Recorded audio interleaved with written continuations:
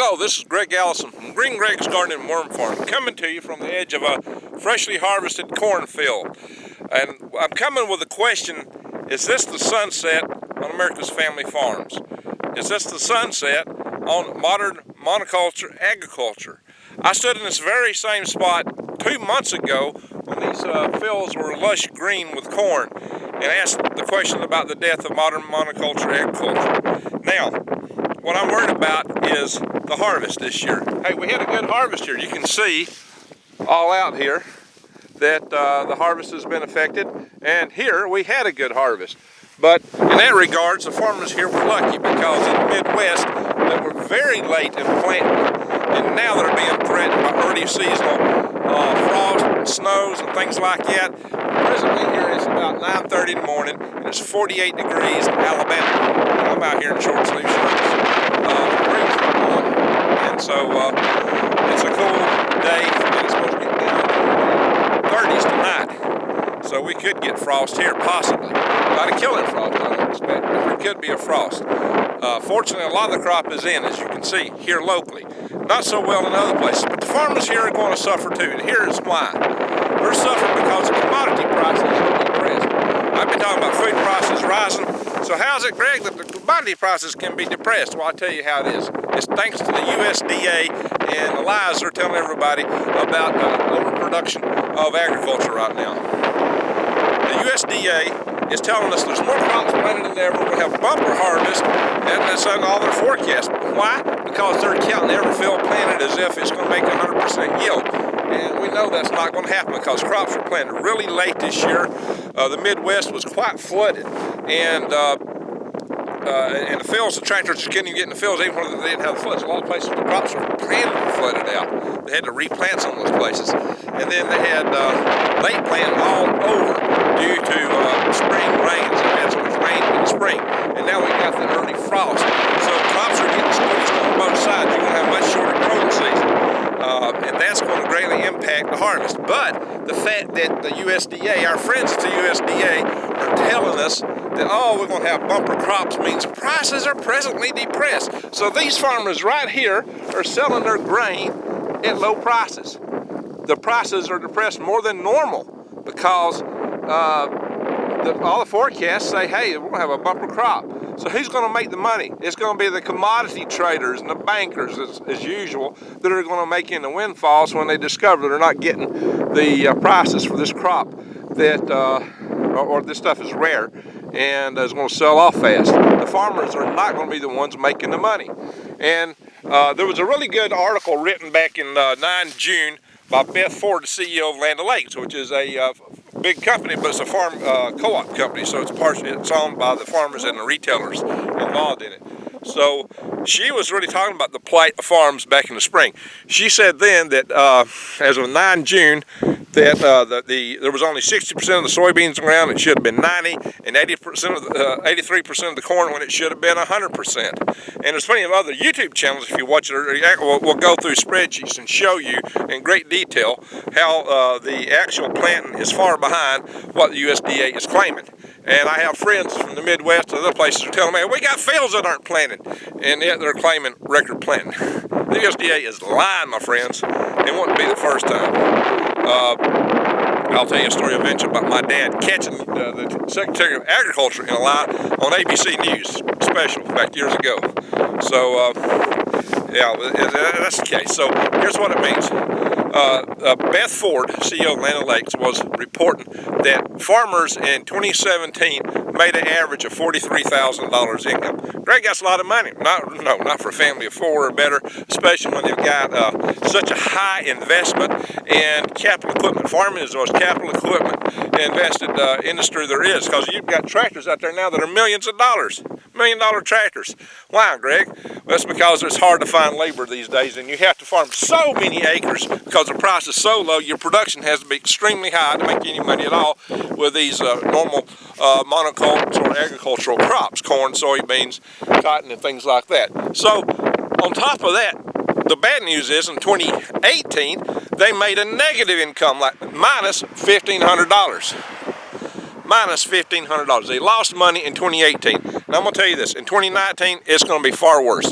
She was reporting about decade high record Chapter 12 bankruptcies in the farms back in 2018. 2019 stands to be a far worse year. 2019, we're seeing far less harvest, crop prices depressed more than ever. How in the heck can the farmers make it? How in the heck can they do it in a situation like this? Prices down, and yield down in most places. Even where they got good yield, it's they're suffering from the price depression, the artificial price depression, thanks to our USDA. Thank you, USDA. And by the way, why is it the USDA has more employees than our farmers in America? Holy smoke, talk about bloated bureaucracy. And what good are they doing for the farmers of America if they're helping to press prices? Not a lot. Who are they looking out for? Well, the corporations, the commodity traders, the places where they have the money funders, if you will. That's who they're taking care of. It's not the farmers in America. Yeah, the rank and file, the USDA are, yeah, a lot of good guys there. And a lot of them are out here, you know, they'll tell farmers things and help them, give them advice and stuff like that. But it's always at the top that you find the problems in these organizations. Rank and file people are usually good people in any organization. But why do you have to have more people in the USDA than there are farmers in America? That don't make no sense. So the future of farming, if you want to get into farming, get into small plot intensive agriculture. Small plot intensive agriculture. Market farming, grow fresh vegetables and fruits, and sell locally at the farmers market. And those of you that are out there listening to this, do support your local farmers. Go to the farmers market and buy directly from them. That cuts cost, it cuts shipping, it cuts out the middlemen who are making a killing, and gives a chance for these guys to make a little money, make a living. And you guys that have the big farms like this, hey, set aside a little bit of your land to do that kind of farming. You might be surprised at the difference that you'll get. So that's the strategy it's going to have to take. We're going to have to find new ways of growing food. And one of the big challenges, as I mentioned in that video on the death of modern monoculture agriculture, is the climate.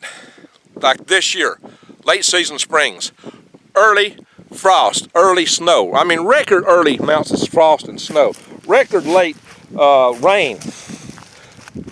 These are all typical of what you get in the grand solar minimum. Whether you want to believe there's a grand solar minimum or climate change due to global warming, whatever you choose to believe, the climate is changing, and in ways that's not going to be productive for systems like this large-scale there you go, talking rocket fuel again.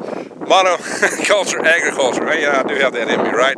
I do rockets. So the thing about it is that this kind of system requires a lot of stability in climate, a lot of systems that have to work just right, because this is large-scale industrial process, and it's not very well suited to a lot of variability. But that's where climate's headed. And I would submit to you that we're going to see more of that in these next few years. There's a lot of projections. The sunspot cycles are going to be down, and we're going to be getting more like this. It's going to get colder in the winter. Earlier frost, later rains. That's the typical pattern you get with the grand solar minimum. And there's definitely appearances that we may be heading real hard in that direction.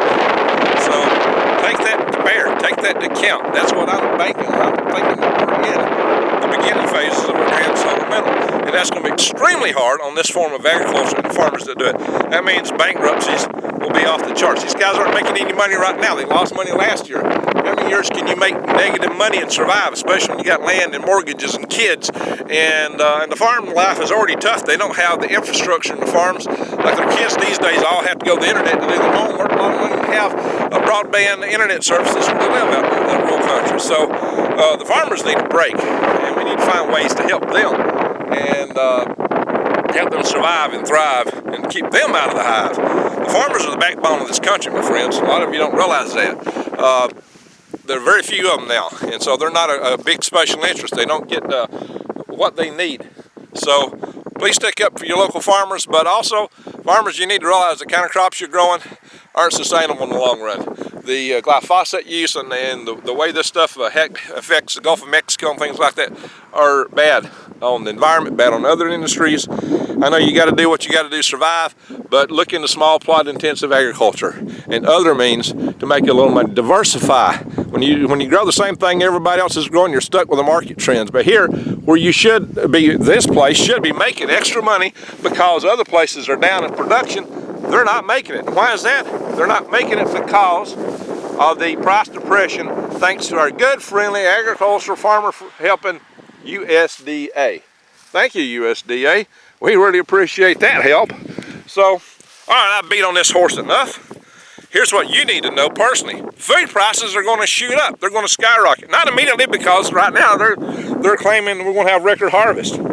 But some people are saying, oh, with the trade deal in China, it will compensate for that. Well, I was thinking and hoping that, and then I've discovered that we don't have as much grain from last year's harvest left over as usual, because we're selling it like crazy. It's being sold without China. So sales are actually up.